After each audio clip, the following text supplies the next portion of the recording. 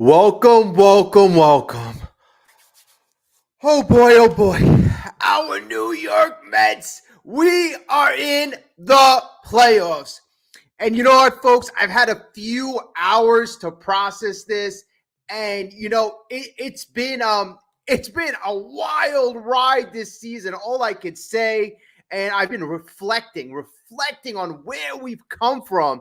I mean, last year we were a freaking dumpster fire, $400 million team with Justin Verlander and Max Scherzer with no direction, Billy Epler at the helm, no really hope, just a bunch of old men in our rotation and really kind of looking like a World Series and the playoffs being so far, not even close to being a reality. And the season opening up and Kodai Senga being injured and us missing that fifth hitter, that bat. We finally get JD Martinez, but he's injured. And then Francisco Alvarez gets injured. And then Diaz, he's a question mark. Is Diaz going to be the Diaz of 2022?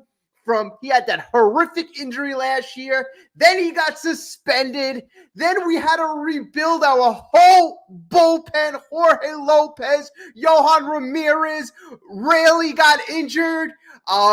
Drew Smith. The list goes on and on. Guys like Jake Diekman were recycled in and out. We literally rebuilt a whole bullpen. I mean, this season, literally, I'm telling you, honestly, we all thought it was over. The first 2 months, we all thought it was over. But I'm not going to lie. In the last couple of days, I'm not going to say I gave up hope, but I really foresaw us really kind of blowing it. I really did. And I wasn't able to watch the full game. I had to see the replay. And I was at work. And that game one, I'm looking at my phone. It's the 8th inning. I'm seeing 3-0. And I'm slamming my phone down. And I'm like, damn, the season is over. The season is over. But then I'm thinking in the back of my head, all right, you know what? This is how our New York Mets are going to win it. If they're going to win it, they're going to go down to the last game, go down to the wire. All right, that's how I convinced myself to be at peace. 20 minutes later, I look at my phone and I see, oh my God, we're winning. We are winning. It's 6-3. And then, we gave up the lead. Just kind of like this game was indicative of the season, really indicative of the entire season. We start off 3-0, just like we started off in a hole 22-33. We battle back, have an amazing 100-game stretch, just like we had that amazing 8th inning when we scored 6 runs. Then we had to deal with a little adversity these last couple of days. And that happened in the bottom of the 8th inning. The Braves come back, great team, but Francisco Lindor, our season MVP hero. And I'm telling you, this guy is going to go down in Mets history as probably the best all-around offensive player. The best all-around offensive player, without a doubt. I mean, he's going to be here for 11 years, and this was already a legendary moment. Steve Cohen in the stands, like looking at his investment. You can see how much he's cared. Steve Cohen invested $400 million in this team last year, $317 million in this team this year. This man put his money where his mouth is. He told New York City he wants a World Series, and you could see how much he truly cares. I mean, that was awe-inspiring to see Steve Cohen before and after the game, his words to the players, his words in the locker room, what he said about Lindor. I mean, I'm just so happy. I am just so happy. I'm so excited. I hope they, they celebrate. Tone it down because we got a game tomorrow, and that's the beauty of it. That's the beauty of it. There's going to be a quick turnaround, and then we have the Brew Crew tomorrow night. We have Luis Severino on the bump, and not just more, the David Stearns magic. All throughout this season, when everybody doubted the New York Mets, David Stern says our objective is to develop the team and make the playoffs. And everybody said, really? With the type of a talent you have, you expect to make the playoffs? And David Stearns always was confident, always smirked. Yes, we're expecting to make the playoffs. And David Stearns, with every single move, Phil Maton, improve incrementally. If you get a little better each and every move, they will all add up until you are much, much, much better. Jose Iglesias, I mean, the impact this guy has had on this team, honestly, I haven't witnessed anything like that. I have never witnessed a man come up from the minor leagues, a 35-year-old veteran guy, literally transform, put this team, like, I don't want to say on his back, but he had such a monumental impact. His relationship with Lindor at second base, he was such a glue piece. Iglesias is such a glue piece in times of turmoil in the last couple of days when Lindor, or last couple of weeks when Lindor was on the sideline. Iglesias, along with the emergence of Acuna, amazingly kept this team together, getting all these key hits. And the offense was struggling, folks. The offense was struggling mightily. I feel good because, the offense shows you we have the ability to break out. Today, at least that gives us confidence going forward in the playoffs. But you know what? No jokes aside, our offense has been averaging less than 3 runs a game in the last 7 games. So it was just a sight to see us break out in the 8th inning. I mean, that just set the tone. Also, us winning in Milwaukee the last game. That's no small feat, folks. Showing Milwaukee, putting the hammer down, even though you could say, oh, they put their foot off the pedal. Having our players taste victory in Milwaukee was priceless. Having the team win in that last game was priceless going forward. So, I just got to say, I am super, super excited for our series. We have a great, it's going to be a great time. It is going to be a great time. Nobody expected 2024 to be where we are right now. We are so much ahead of schedule. Everyone penciled in 2025 is going to be the year we are going to make our mark. Just so you know, here's where it is, folks. Everybody says our payroll's over $300 million. We should make the playoffs. No, our active payroll is nowhere close to $300 million. Our active payroll currently is $186 million. That's in current active players. So when people say, you have a bloated $300 million payroll, it's because of the mismanagement of the past. That's why the payroll is bloated. But our actual on-field talent is way less.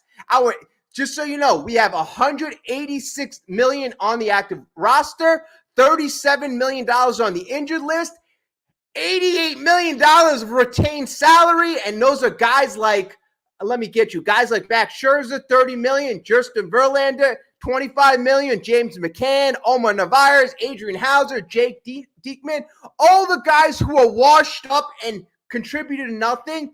Basically, this is what I like. David Stern said, goodbye. If you're not going to contribute to us being a winning team, you are gone. And Steve Cohen, he provided that avenue. He said, you know what? If it's going to make our team better, do it. And this is what I like to see from our New York Mets team. We will do anything. We will swallow $90 million if it's going to make our team better for now and in the future. This is why I'm super hopeful. We have an owner, and you know that we have a guy, an MLB executive in David Stearns, who is extremely forward-thinking. He thinks outside the box, and he is a forward-thinking president / general manager. So you got to be extremely happy about that.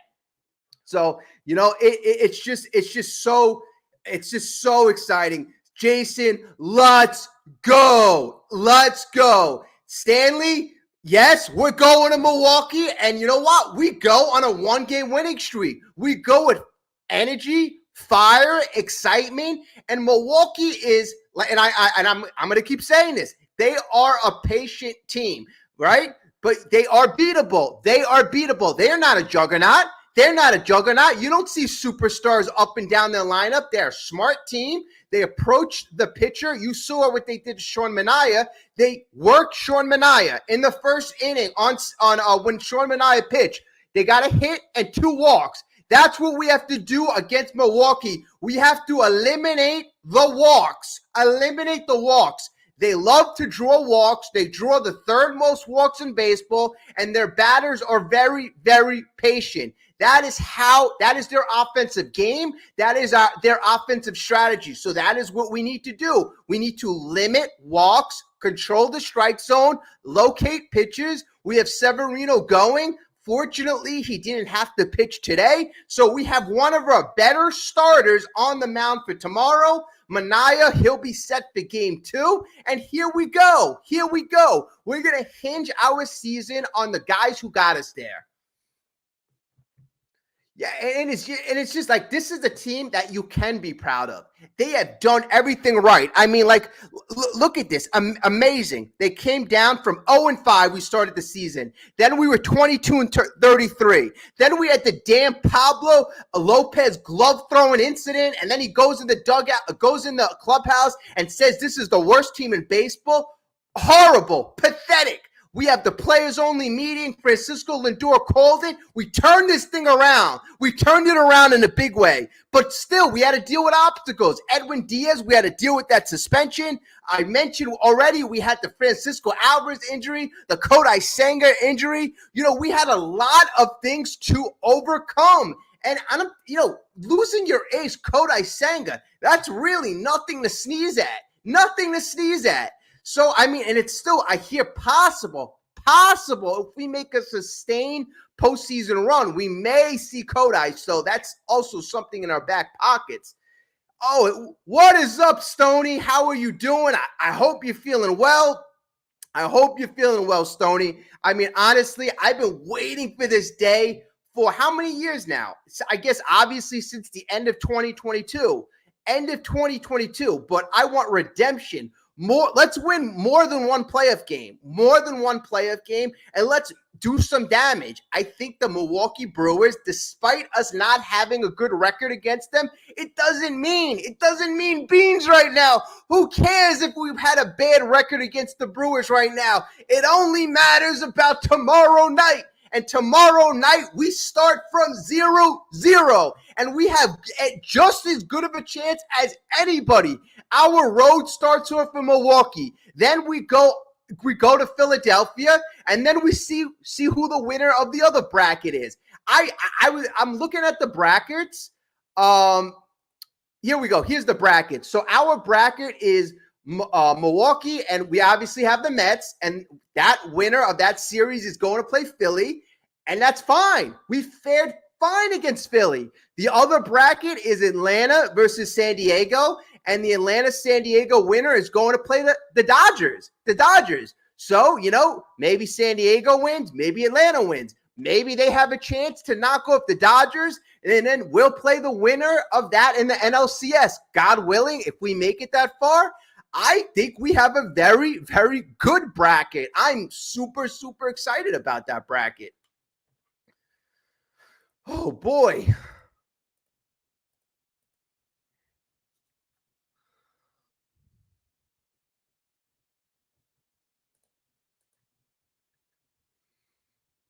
And what do we say about Lindor? What could you say about Lindor? A guy, and a couple of days ago, I'm like, wow, he's coming back. He had that game where he made a misthrow and he didn't look so sharp in the field, and he was hitting weak grounders. And a couple people, a lot of people you see on the message boards and calling radio stations saying Lindor's still injured. Why is he in there? But it took him a few games to come back. And thank God he did come back, because Mr. Clutch, Mr. MVP, the guy, with ice water in his veins, pulling a Willis Reed-like moment, coming back with back injuries. I mean, amazing. That home run that he had in the 9th inning will live on in Mets history for years and years to come. I mean, like, I still, I watched the replay like multiple times. When he first hit it, Lindor did that kind of, typical uppercut type of swing. And when his follow through kind of indicated that he got all of it. I wasn't so sure. I think Gary Cohen was doing the call and he's like, oh, it's a deep fly ball. But his initial call didn't really indicate that it was a home run. And he's like, oh, it's going back, it's going back, it's going back, it's gone. So, I mean, even like Gary Cohen was like, maybe in the back of his head, he's like, all right, he got it, but I don't want to get overexcited in case it's a fly ball to the warning track. Maybe he was holding himself back. That's what I kind of thought. But, I mean, that was an amazing moment in Mets history. We are going to talk about that for years and years to come. And the fact that we were playing the Atlanta Braves, that makes it even 100 times better, in my opinion. And everybody's saying last week, oh, wait, that one loss against the Braves is going to prohibit us from making the playoffs. And quite frankly, going 2-6 in our last 2-4 in our last 6, we almost didn't make the playoffs. We almost didn't. If not for the Lindor magic, and I don't want to take anything away from Magical McGill. Magical McGill wasn't lights out, but he most certainly kept us in the game. He kept us from using a Luis Severino. So I want to give credit to Magical McGill today. Very decent start, 5.2 innings, so almost went 6 innings, 3 earned run, 8 strikeouts. This guy all of a sudden has turned into a K machine. I've always said he has the stuff. He's just, with him, it's between the ears, it's mental, it's locating. But, Magical McGill, he does have the spot. He does have the stuff, In the last 3 or 4 starts, McGill has really elevated his game, giving us that extra 5th starter. So, I mean, you got to be excited about that. I mean, Diaz kind of struggled today. But, at the end of the day, he did pull it out, and he is pitching a lot. But right now, it's all hands on deck. We got over the Swellenbach demon or beast, and I honestly, I was sweating because I'm like, this guy Swellenbach dominates. But thankfully, that 8th inning, I usually say 8th inning from hell, that 8th inning from heaven propelled this team, elevated us. Just great stuff.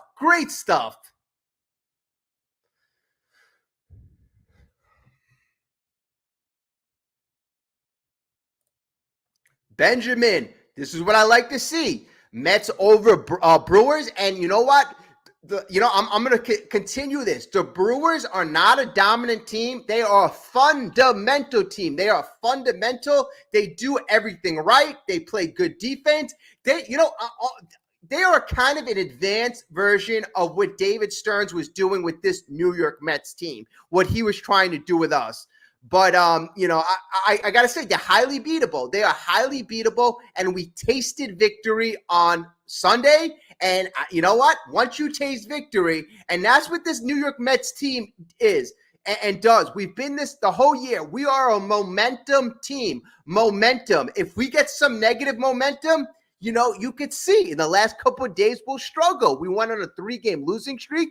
But if we get that winning momentum going, if the bats get going, we carry that.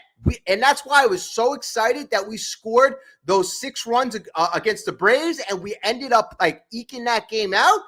That will be carried forward into the Milwaukee series. I am telling you right now, a monumental win like we had over the Atlanta Braves will be carried over into the Milwaukee series. And remember, last time going into the Milwaukee series, we were coming off a very devastating loss to the Atlanta Braves. This time, we're coming off of a huge, inspiring win.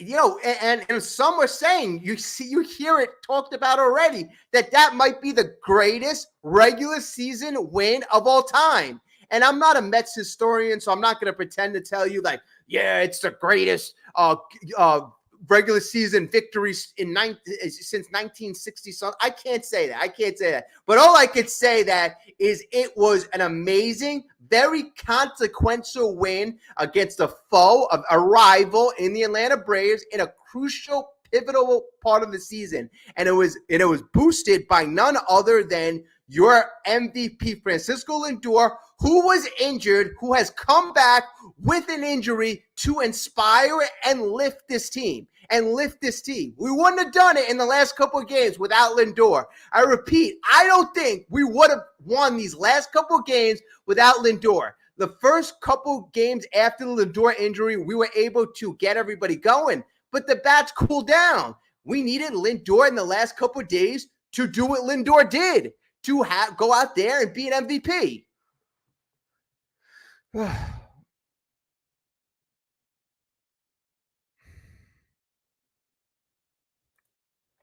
And Stoney, this is going to be very key. If our bullpen can hold the fort, we got a chance. And, it is going to be about the bullpen. It really is going to be about the bullpen. But let's get an early lead. Let's jump on the Brewers. I'm tired. I don't want to play from behind. I know we've been doing it last couple of days. We've had to. But let's jump down the throats of the Brewers. Let's stake a lead and put the pressure on the other team for once. I mean, that's how we've been winning games prior. Remember in September, we were up like 75 or 80 consecutive innings. That is how we were playing baseball. Let's get back to that. And I believe we can. I believe this will inspire the bats, inspire the lineup.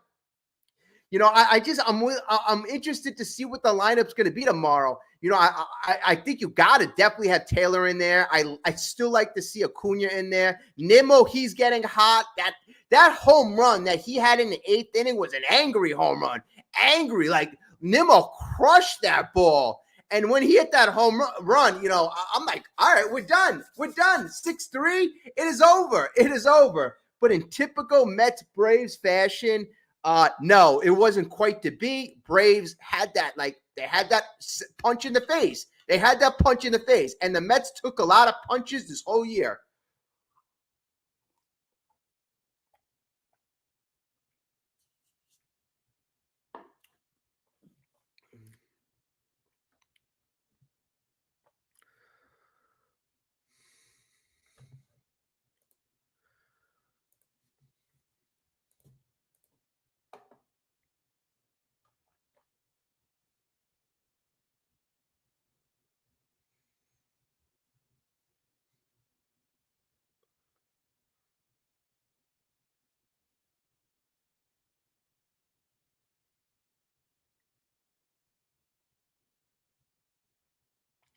I mean, you got to feel for kind of the D-backs because they were put in a very kind of tough situation, So the D-backs manager yesterday, after the game, they asked him, how are you feeling right now? And then he goes, it really hurts.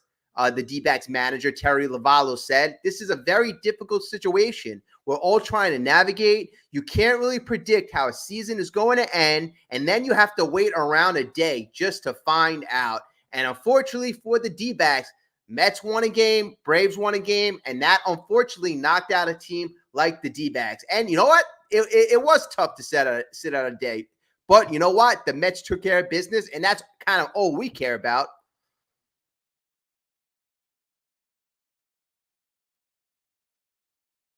So he is, and I'm reading through some game quotes. So today, Edwin Diaz gave up the lead in the 8th inning. So they had a conversation, Edwin Diaz and Mendoza. And Diaz said straight up to Carlos Mendoza, I'm going back out there in the 9th, no matter what. I don't care what you say. I'm going back out. So honestly, I kind of like that. Edwin Diaz, the last couple of days, has been really, really worked. He did not want this to be his last moment. He wanted to go out there and say, guys, it's on me. I will get it done. I like that because, the guy had to be tired. Yesterday, he threw a bunch of pitches, almost 30. Today, he threw a bunch of pitches. But I like that. I like that. Having confidence. I'm going back there no matter what. Diaz told Mets manager Carlos Mendoza, I don't care what you say. I'm going back out. I mean, maybe that's a little disrespectful, but, these guys are in the heat of the moment. So I'm pretty sure he didn't mean it disrespectfully. So, oh wow, this is actually this might be a bit of a controversy. So the second game created a rare situation in which the Braves had everything to play for and the Mets had nothing to play for except to relax and get ready for the playoffs. The D-backs supposedly wondered if the Mets had given a solid effort. This is what the D-backs. Wow, this is pretty interesting. And Lavallo, the D-backs manager, said, I don't think I've experienced anything like that. Lavallo said, I don't think anybody else has. Well, I mean, honestly, you don't give a crap. Like our concern wasn't to get the D-backs in. Our concern was to set ourselves up as best as possible for tomorrow. So I don't really give a crap if the D-backs think if we gave our best foot forward. Obviously, we weren't. You're not going to put Lindor out there. You're not going to put your key guys out there because it's a game you don't need. The response I would give the D-backs is next time win more games, or next time that's the advantage of having the series matchup. We had the series matchup victory against them, so we could tie them and obviously make the playoffs.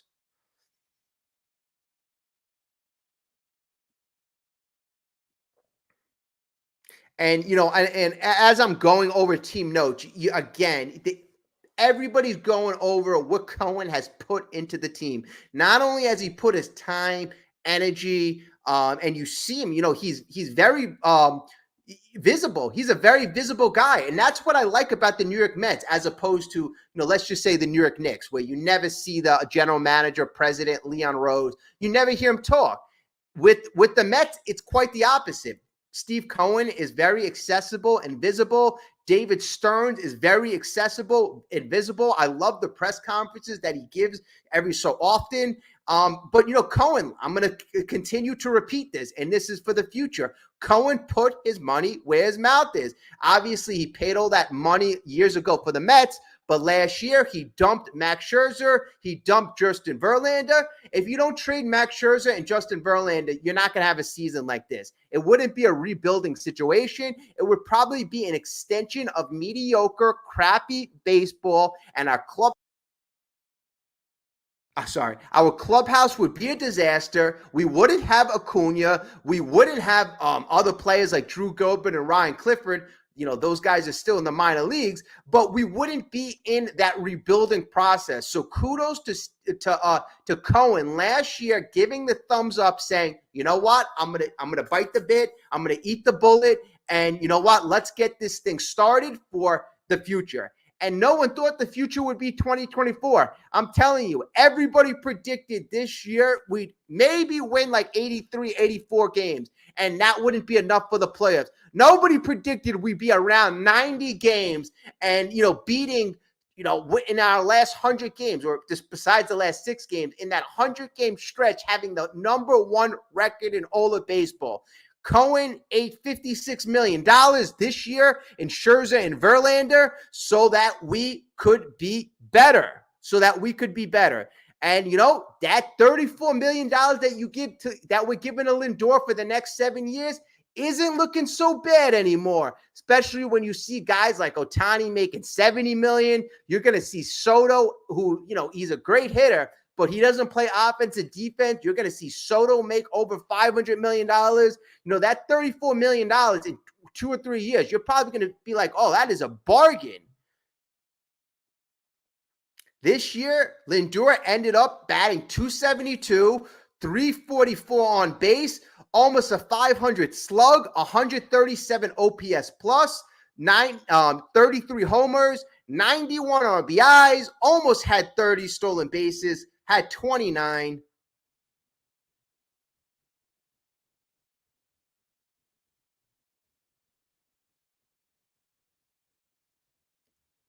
But all in all, great stuff. Great stuff. I mean, amazing stuff.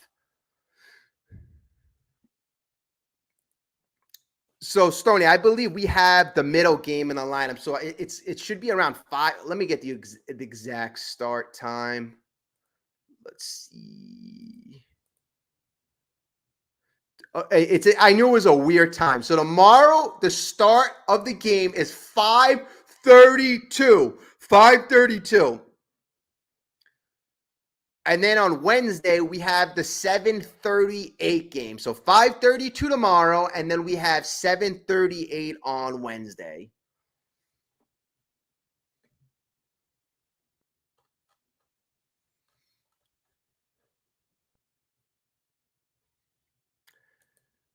And if you look at like where we came from, look how amazing this is. Our opening day roster, and again, you got to credit Stearns. Our opening day roster, we had at the catcher position, you had Alvarez there, and you had Omar Narvaez. First base, Pete Alonso. Second base, Jeff McNeil. He was the starter. Now you got Iglesias. Shortstops, you had Francisco Lindor, and you had Zach Short as the backup. Third base, you had Brett Beatty as the starter, Joey Wendell as the backup. Outfield's the only thing, only core that has stayed the same. You have Brandon Nimmo, Starling Marte, Harrison Bader, and Tyrone Taylor. Nothing has changed in that dynamic.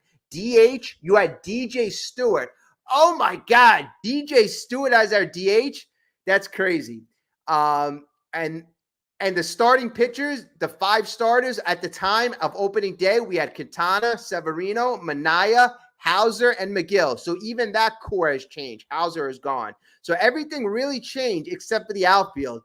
And then the bullpen. The bullpen, obviously, with a bunch of injuries and a lot of players being dropped, really changed. You have the bullpens in the beginning of the year. You had Edwin Diaz, Brooks Raley hurt, Adam Ottavino, Jake Diekman, Jorge Lopez, the infamous Jorge Lopez, Drew Smith, Michael Tonkin, Johan Ramirez. So you only have 2 guys from your starting bullpen, and one of the guys is Adam Ottavino. Everybody else is completely rebuilt.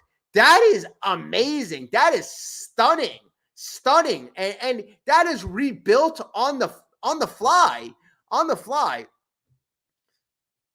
And, I hear a lot of people next year were speculating who's going to play third base, who's going to play first base, because Pete Alonso is speculated to potentially not be around. You got to see if David Stearns will sign him. I tend to think not. But who knows with the contract that Pete Alonso will command. If he commands a crazy $200 million contract, bye-bye. Stearns is going to equate value with on-field production. He's not going to, there's going to be no heartstrings. It's not going to be like, I'm attached to this guy. He's not going to be a prisoner of the moment. He will equate dollars that he's given out with production on the field. And I don't think he's going to project, as Alonso gets older, that he's going to have better and better numbers. His numbers have already declined. So who would you have at first base? Who would you have at third base? Speculation. People are saying Mark Vientos could play first base.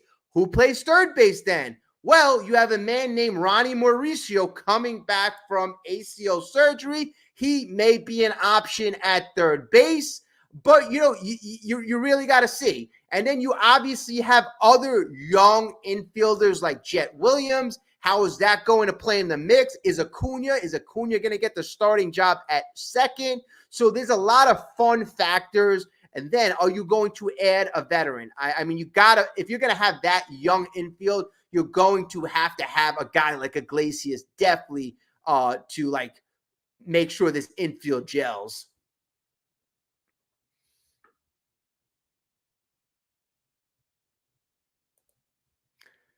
Will, you along with so many people said that, so don't feel bad. It was a long shot. I got it. This is why it feels so good because this wasn't the team that many people projected to make the playoffs. We overcame so many so many obstacles, really.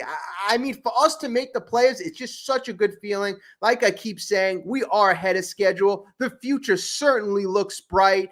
And, it was looking rough. It was really looking rough. I mean, I was like 50-50 on if we were going to make the playoffs. So I'm not going to lie to you saying, oh, no, I had confidence 110%. I think anybody who's saying they had confidence 110% isn't really being 100% truthful.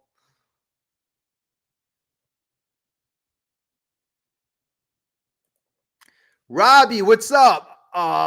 Robbie, okay. Mets should approach this series with house money. Be thankful for what was accomplished. Go out, have fun, and your production will put pressure on teams. Make them beat you. Don't beat yourself. Well, this is where I think a portion of the fan base is split.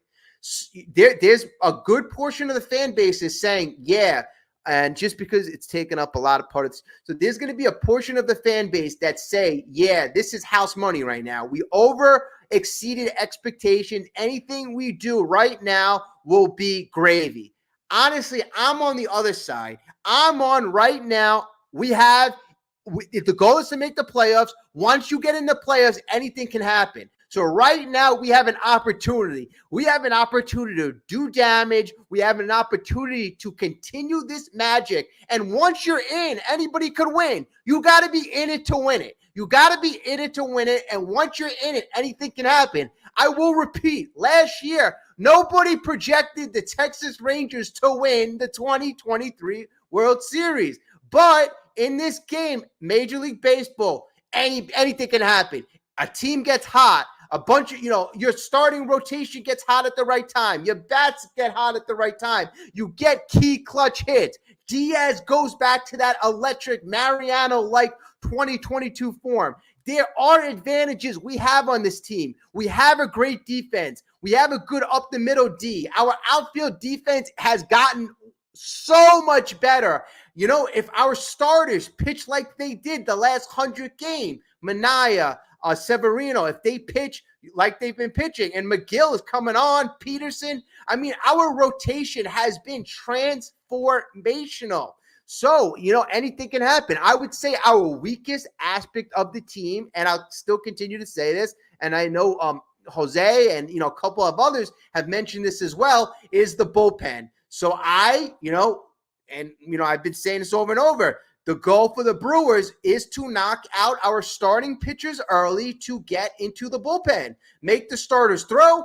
You access the bullpen. That is the weakest. That is the underbelly of our New York Mets ball club. The bullpen. So we need our starters to give us length. That means throw strikes. That means even pitch to contact. So generate ground balls. That's what we need. I'm not looking for guys to, Manaea to strike out 10 guys. That would be okay in certain situations, but that taxes the pitch count.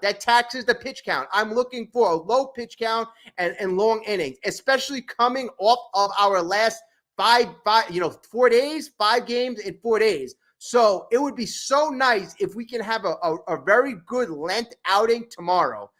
Severino, if he can give us a nice 6-7 innings, that would be beautiful. Obviously, you can't always get what you want, but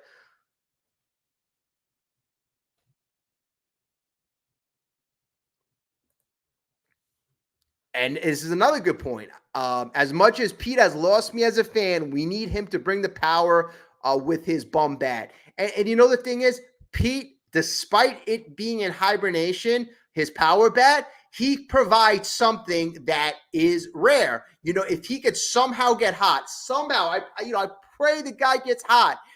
That is a weapon.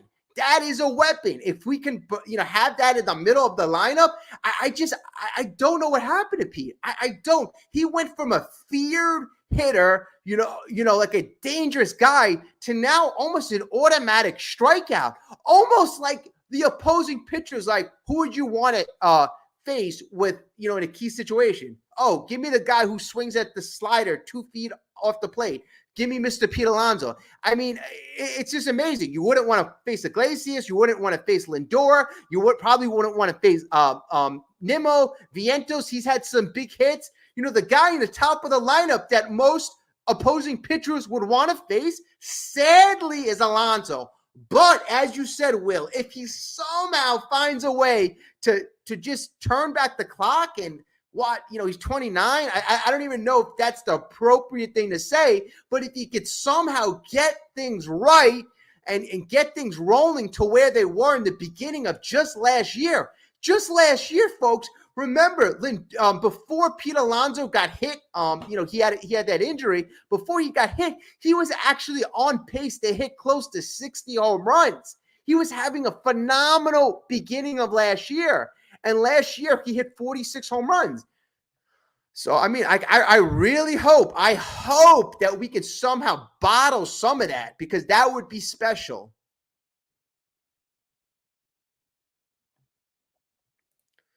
Pete does not fit in, well, at least not in cleanup. And I'm wondering, does he get, and I've been saying this a couple of times, has he seen the writing on the wall? Does he already know that, hey, I'm probably not going to be in next year? So I don't know, because something is not right.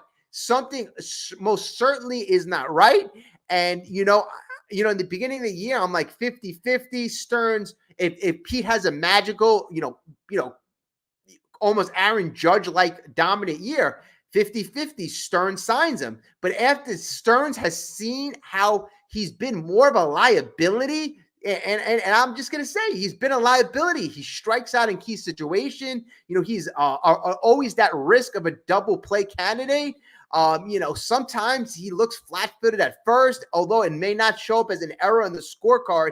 He makes some, kind of like silly plays at first. Once in a while, I don't know. I'm just really kind of not impressed with Pete.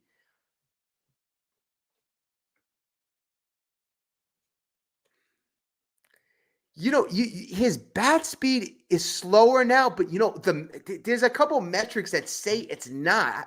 I don't know. I guess there's different metrics that say different things. It's saying his bat speed hasn't slowed down, right? It's saying so if his bat speed hasn't slowed down, what is going on? I think with Pete, it's mental. It is mental with Mr. Pete Alonso. And that's why, as Will mentioned, if he could somehow get through this mental malaise and, go back to what he can do, I think, that'll be a very Daniel Murphy-like weapon. He's not going to hit like average, but if he could provide those pivotal home runs in key situations, not when we're up by 10 runs. If we're down by a run or if a go-ahead homer, that is when we need Mr. Pete Alonso to strike. Kind of like what Lindor did today in the 9th inning. If Pete Alonso could provide that, that would be amazing. That would be amazing.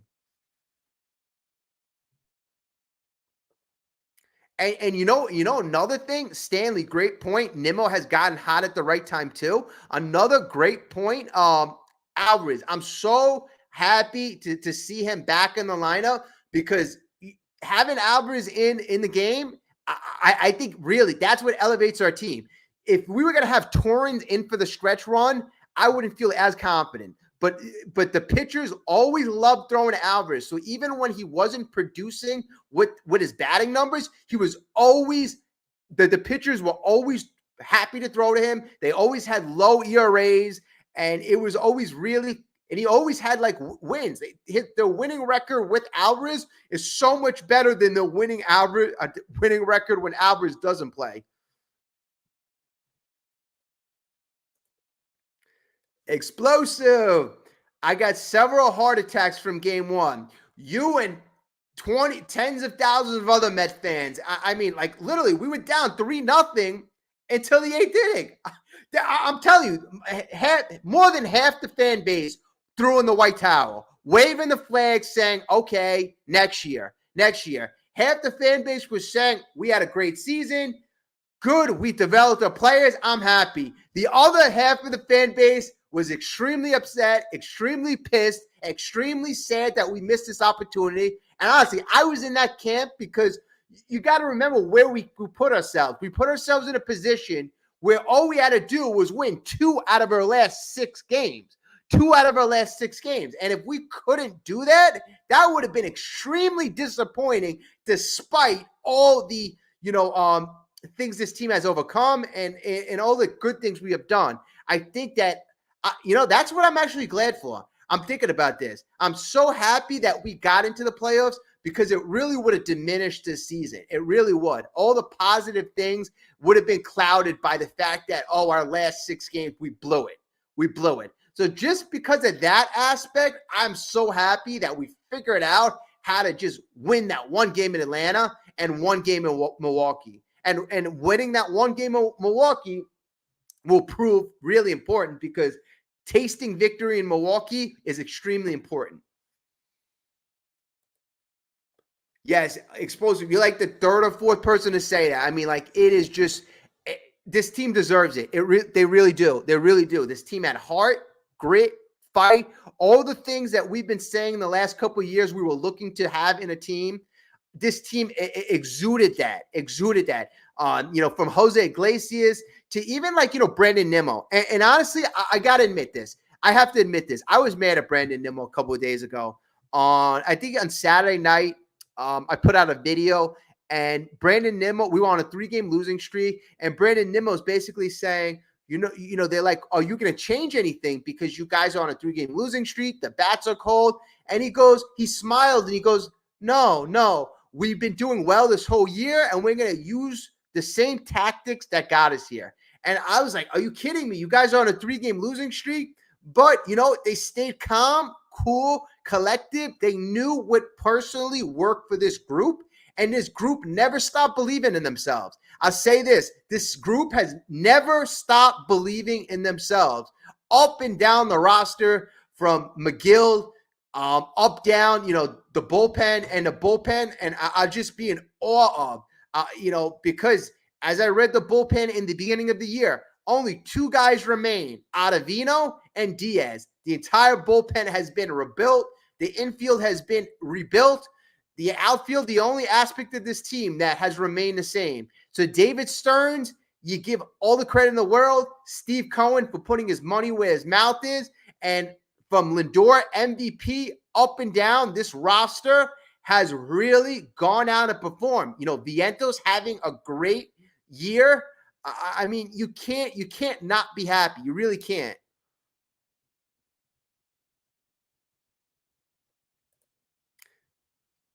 Great point, Will. Lindor has officially became the face of this team and has made this his team. Yeah, there's no doubt about it. This is Lindor's team. Literally, this year, maybe there were some people who said, hey, it's Pete's team. No, Lindor said, it's my team. It's my team. And in a good way. Lindor's showing leadership. He's showing why he deserves to be the captain. Lindor is a leader. Lindor is making everybody around him better. You see the relationship with all the other infielders taking Acuna under his wing. Acuna is a guy who plays the same position, but he's helping everybody around him get better. That is what a leader does. I'm not so sure Alonso has those type of qualities. And I'm not saying he's a bad guy or anything like that. Everybody's different. Everybody has strong suits and weak suits. And, maybe Pete's so focused on, himself that it's hard for him to help his other guy.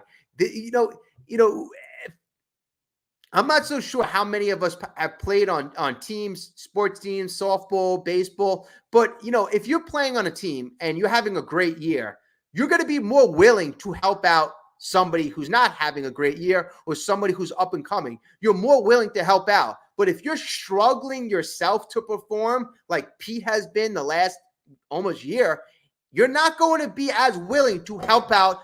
You're not going to be as willing to help out your neighbor because of the fact that you're struggling yourself. So that's why, I think Lindor really deserves to be the captain, and he's really shown it this year.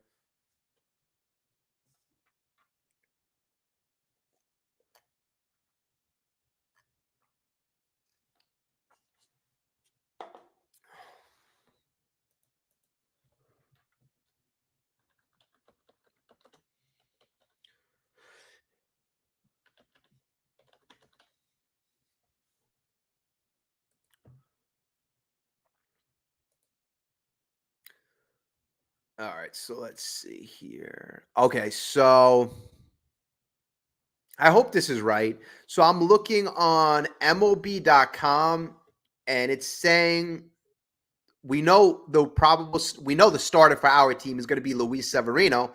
That's pretty obvious. So it's saying Freddie Peralta, he's going to be starting for the Brewers. So Freddie Peralta this year is 11-9 with a 3.68 ERA. His WHIP is 1.21. I want to look at Freddie Peralta's career numbers against the Mets.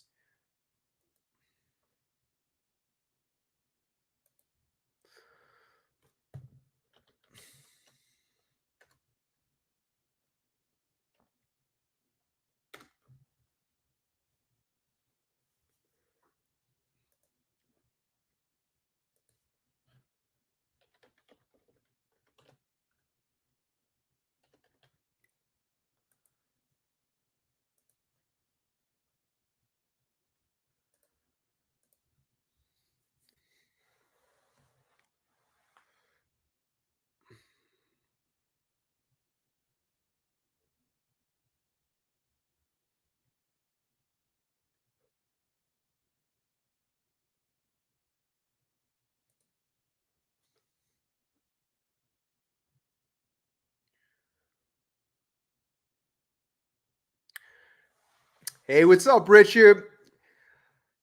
Uh, you wrote, I turned up the radio after the Braves retook the lead. No, I mean, I'm pretty sure a lot of people did that. It would have been tough to see that loss. It would have been tough. So right now I'm going over Freddie Peralta. So Freddie Peralta, he's going to be pitching against the Mets. That's what I see on MLB.com. So I don't know if the Brewers changed that, but Freddie Peralta has 3 career starts against the Mets. He hasn't pitched many times, but over the years he's had some success. He's 3-0 with a 2.6 ERA. But the good thing is he hasn't pitched much. He's pitched one time this year, one time in 2023, and one time in 2021. So there's really not much history there. The most successful batter in our lineup against Peralta is actually Jesse Winker. Jesse Winker has had 19 at-bats. He has 2 home runs, 4 RBIs, and has a career lifetime batting average of .333 against Peralta. And then after that, it's not too much. But like I said, we don't have many career at-bats against him. Like Harrison Bader, he has 18 at-bats, 1 home run, 3 RBIs, .222 batting average. Starling Marte, 12 at-bats, 1 home run, 3 RBIs. And then like Lindor, he's only has 6 AEBs against Peralta. He has got 1 hit, so he's 1 for 6. Nimmo only has 8 ABs. Alonso has 6. Iglesias has 5. Francisco Alvarez has 2. So bottom line, against Freddie Peralta, we don't have much experience. Jesse Winker, like I mentioned, he has the best career numbers against a guy like Freddie Peralta.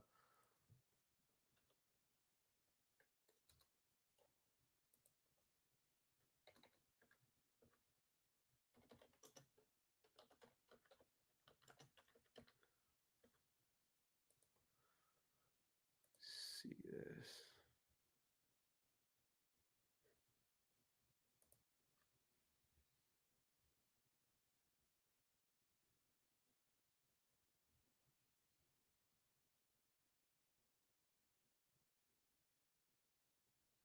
Okay, so he's a guy you can work. You can work him. He walks guys.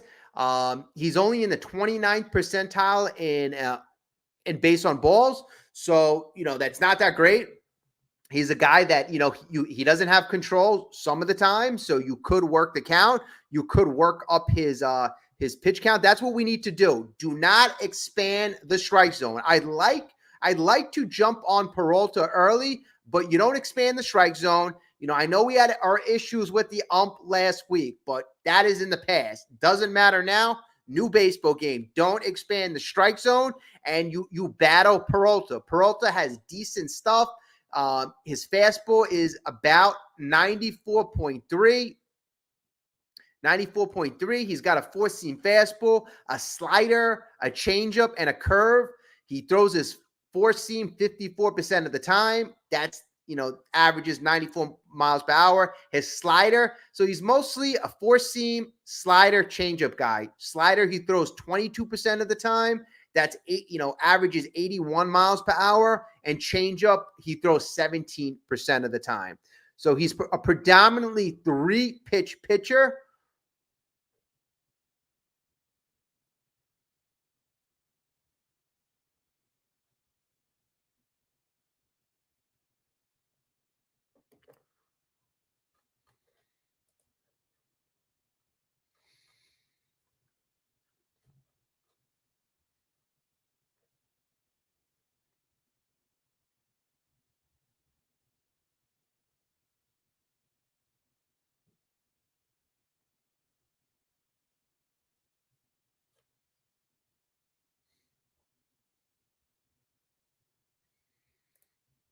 Richard, why were you miffed at Diaz? It's because he blew the game in the eighth inning. I mean, because he did close it out in the ninth.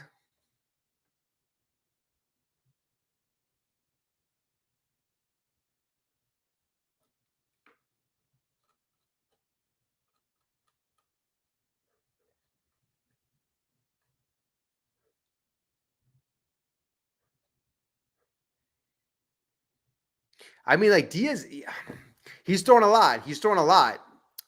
But I don't know if you saw the comments about Diaz when he went back in the dugout. Diaz went back in the dugout after the eighth inning, and I think Mendoza was thinking about taking him out. And Diaz says, "There's no way I'm taking out. I'm going back out there." So Diaz was adamant, even though he had that bottom of the eighth inning. He told Mendoza, "I am going back out there in the ninth, no matter what, no matter what." So I kind of did like that. I like that. He didn't go into a shell. He didn't run away. He's like, I want to correct this now. And at the end of the day, if we're going to make any type of run, we need Edwin Diaz, and we need Edwin Diaz back right. So confidence-wise, I was so happy he did go back out there and have a successful ninth inning, because we certainly needed that. And great point. Lindor wholeheartedly bailed out Diaz. He bailed him out. And you know what? I said, and Richard, I think you missed this. So Richard, our active roster right now, we have, our payroll is $317 million right now, but our active roster of players playing right now is only $185 million, right? So $186 million. So we have a $317 million payroll, but our active roster that's playing right now is only $186 million. It's a big discrepancy between our active roster total payroll because of a lot of mismanagement. So our two money players, Diaz and Lindor, this is what you pay them for. This is why you give Diaz a 4-year, $102 million contract. This is why you pay Lindor 10 years, $341 million. You pay those two money guys to be money in situations like this. And this is why, and I'm telling you this right now, this is why we're not going to pay Pete. This is why you're not going to pay Pete, because he is not a money player. You have your money players, and you don't have your money players. Pete is not a money player, so he's not going to get paid. Hey, buddy. Dominant, sorry I'm late. I'm issuing a formal apology to Cohen, Stearns, and the Mets. But the work is just beginning now. Glad we are playing Milwaukee. San Diego's better. I'm also glad, like, the plane ride to San Diego's got to be worse, too. I have a brother in Milwaukee. He will be at game 2. Lots of Mets fans in Chicago, which is 90 minutes from Milwaukee. Stadium will be 30 to 40% Mets. I like that. That's going to be good. And that is going to be good. Honestly, I'm happy. I love this road. I love this matchup. The road we go through is Milwaukee. We're going to take out Milwaukee 1. And then we go through the Phillies. And I'm super, super confident against the Phillies. I'm super confident. I got a lot of messages and feedback from Philly fans in the last couple of days laughing it up, saying that we're going to lose and that they're reveling in the fact that Mets fans were panicking. Well, it's going to be payback next time we play them because we're going to be playing them in the next round, the division series. And it's going to be no cakewalk. They don't want to play us. They don't fare well, and they don't match up well against us. You know, and that's the beauty of it. Some teams match up well against other teams. We don't match up well. We don't match up that great against teams like San Diego, teams like Atlanta, but we match up very good against a team like Philadelphia. And you know, the thing is, unless I've made a mistake, there's a lot of Philly fans who pretend to be confident, but Philly fans aren't confident. They only have 2 World Series since 1983. So basically, in 140 years, they have 2 World Series to show for it. So it's not a franchise that I'm really afraid of, honestly, at all.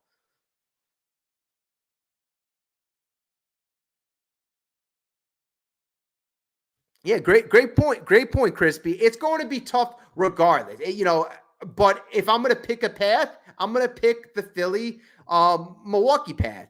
The Philly Milwaukee path. And Milwaukee is they're a very fundamental team. They're not a team that has superstars. They're not a team that has they don't have like these they're not built like they were in the last couple of years. They don't have a Corbin Burns. They have a bunch of solid pitchers. They have the best bullpen in all of baseball. So this is why I keep saying we have to battle it out in the beginning of the game. I love to jump out in these 2 games. If we have a good first couple innings, I think that's all the better. Sorry, Will, I'm jumping the gun. But I'm just saying I'm happy with our path. I'd rather have the Phillies and Milwaukee than go through LA and San Diego. Besides, then we'd be on the West Coast for all these games too. You know, I'd rather, even the location of where the series are going to be played. We're going to be playing in Philly. We're going to be playing next door. Just the mere fact of not traveling across the country, I go for that.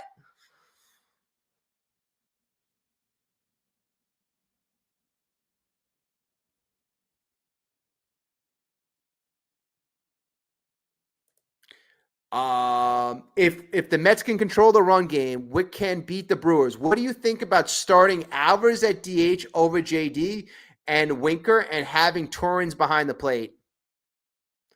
Alvarez is a liability back there.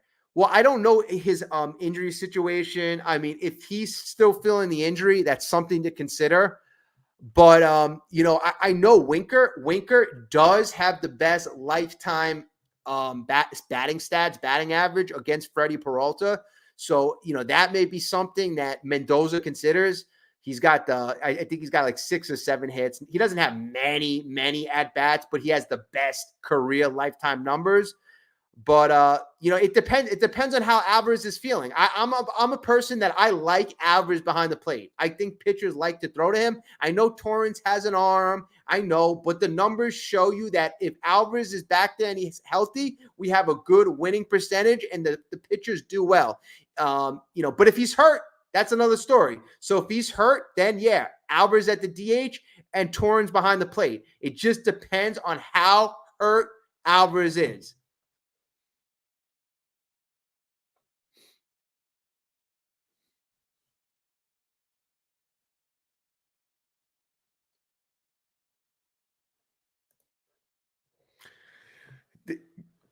This is key. This is key. I feel at peace now that the Mets made the playoffs. That was Stern's proclaimed goal. And at the end of the day, as much as everybody didn't really believe Stearns and kind of like laughed and giggled and said, he's just trying to kind of, a lot of people kind of thought that Stearns was trying to get one over on the fans, that we're not spending a lot of money in free agency, despite there not being great free agents in the 2024 class. But, everybody was upset. But Stearns said this year was to develop our team and make the playoffs. So he felt he did enough in his estimation for this team to be good enough to make the playoffs. And honestly, at the end of the day, it looks like that happened. And the most important thing, and Steve Cohen mentioned this in the press conference, and he mentioned this after the game. He said the thing about David Stearns, and he was amazed and he was shocked about everything that he did. But he said David Stearns, every little move made our team a little better. And that was David Stern. That's what he's all about, making the team incrementally better. And if you do like 30, 40 incremental moves, by the end of the year, your team will just be that much better if you make incrementally every aspect of your team better.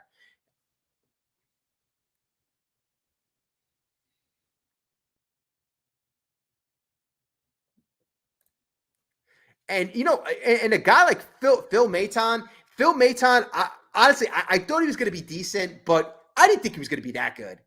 And you could go up and down. Like David Peterson, I thought he was going to be better this year, but I didn't think he was going to be that good.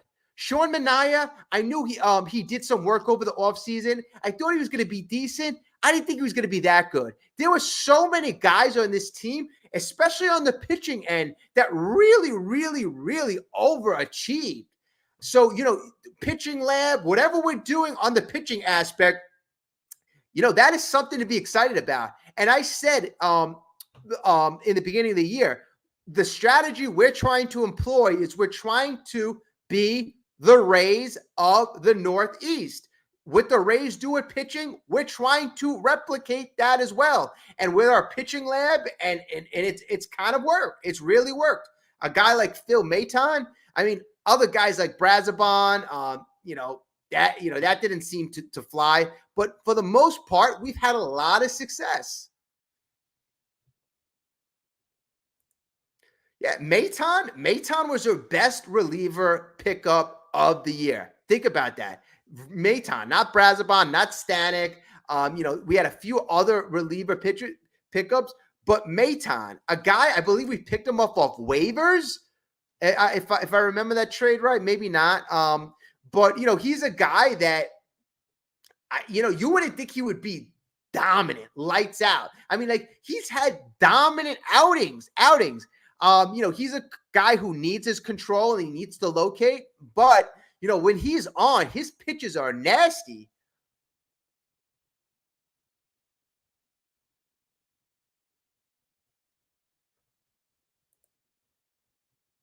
Well, Crispy. Okay, so you got a good point. You're right. I am truly not sure if we have enough pitching. Manaea is considered the ace of this team with a 3.46 ERA. It's solid, but we don't have a DeGrom number one level guy, or even a Senga, a number two level guy. So I don't know. Senga, he still may be coming back. I'm not saying he's going to be an ace, but he may be able to fill in some innings in a couple of weeks. Yeah, if we get there. Okay, but let's just say Senga's not coming back.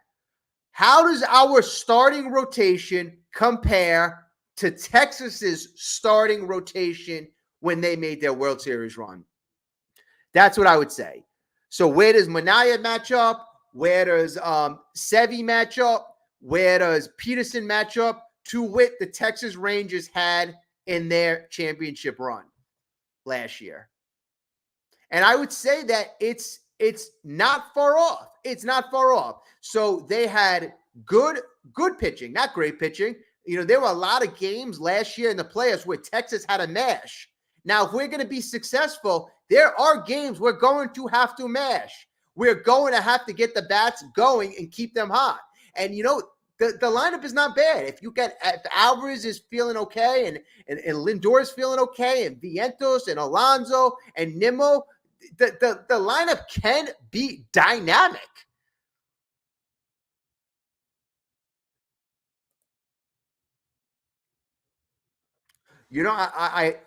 Another great point, Crispy. Remember, Ryan Stanek had a 1.15 ERA in 2022. Yeah, it was him and Diaz having the two best dominant years from the bullpen.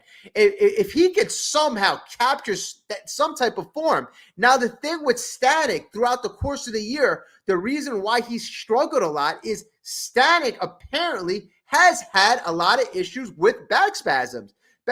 So, and as of late, he's been feeling or supposedly feeling a bit better. But if he's going to, on the other side of that, and pitching like we know he can. That is another weapon, especially since you don't have a Daniel Nunez at the end of that pen. If you can get Stanek, that would be a great weapon. Um,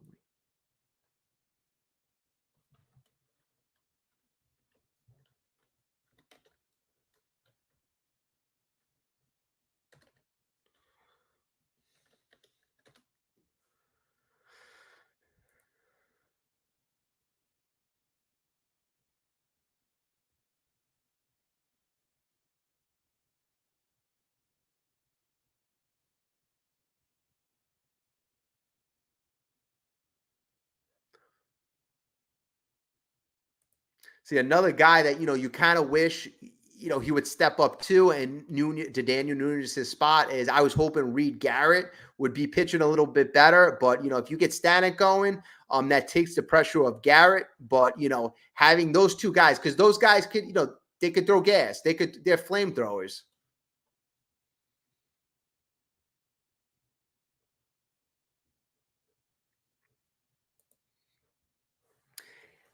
Yeah, caution. Another great point. Losing Nunez was bad. It's really surprising the Mets made it this far with 12 injured players gone. And that's something that's really been overlooked. It really has been, because especially when we were playing Atlanta last week, and everybody was saying, "Oh, you guys can't beat Atlanta. You guys are healthy, and Atlanta's very injured." We're more injured than Atlanta. We're more injured than Atlanta. And remember, last week we didn't have Lindor when we were playing Atlanta. So of course they're missing a few key guys. They're missing Acuna, they're missing Strider, and they're missing their third baseman, Riley. But besides that, they got two or three other guys. But we were missing Lindor. We were missing Sanger. We're missing Nunez. We're missing a bunch of guys out of the pen. Drew Smith, Daniel Nunez, Blackburn, Christian Scott, Ronnie Mauricio. So we are very, very, I'm not going to say we're very injured, because of the fact that, we have a lot of injuries, so that depth can help us. But that just shows you how Stearns was able to continue to rebuild this team and overcome all these injuries. And not to mention all the guys who have been injured and coming back. Like Alvarez. Alvarez has been injured. He came back. Lindor obviously was injured. He came back.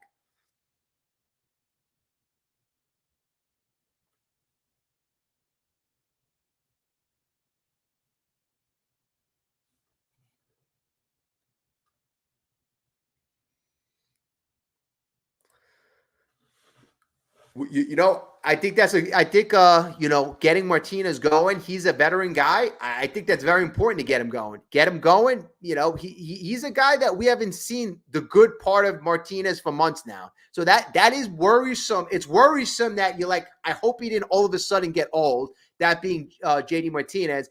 But on the flip side, if you could somehow get this dynamic bat going that has had success in the past, has played in the postseason, and that's what I said about 20 minutes ago. I said it's tough for players to have an impact on other players when they're not playing well. If you get JD Martinez going, he will have that positive impact on the rest of the guys. So that's why I think getting him going is more than just getting one player going. It's JD having that impact on the rest of the guys. Just like Lindor. Lindor, when he's been on fire this whole year, he's been able to positively impact everybody.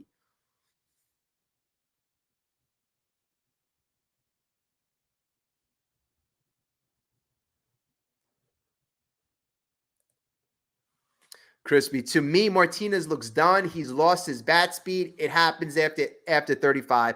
I mean, it does look like he was really guessing on a lot of pitches, anticipating a fastball, then getting a curveball, and him having these ugly, ugly half swings. I mean, that's happened like a couple of times in the last couple of weeks.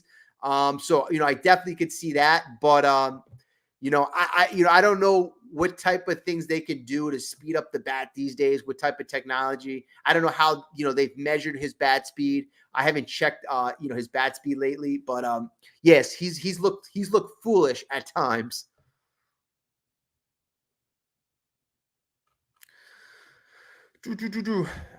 All right, folks. So I'm gonna wrap it up right now. But you know what? We're gonna be on this. We're gonna tomorrow. We got a huge game. So if you could stay tuned. If you haven't got a chance to please like. It really helps out the channel. If you're not a subscriber and you're sitting there, just hit the subscribe button. Stick around. We want you here. I'm gonna try to put out a video tomorrow morning. So stick around. If not, I will see everybody tomorrow night. I thank everybody for the comments, the commentary. Great stuff as always. Let's go Mets. Great win today. Historic win today. Everybody, have a great, great, great night. It's an amazing night to be a Mets fan. See everybody tomorrow.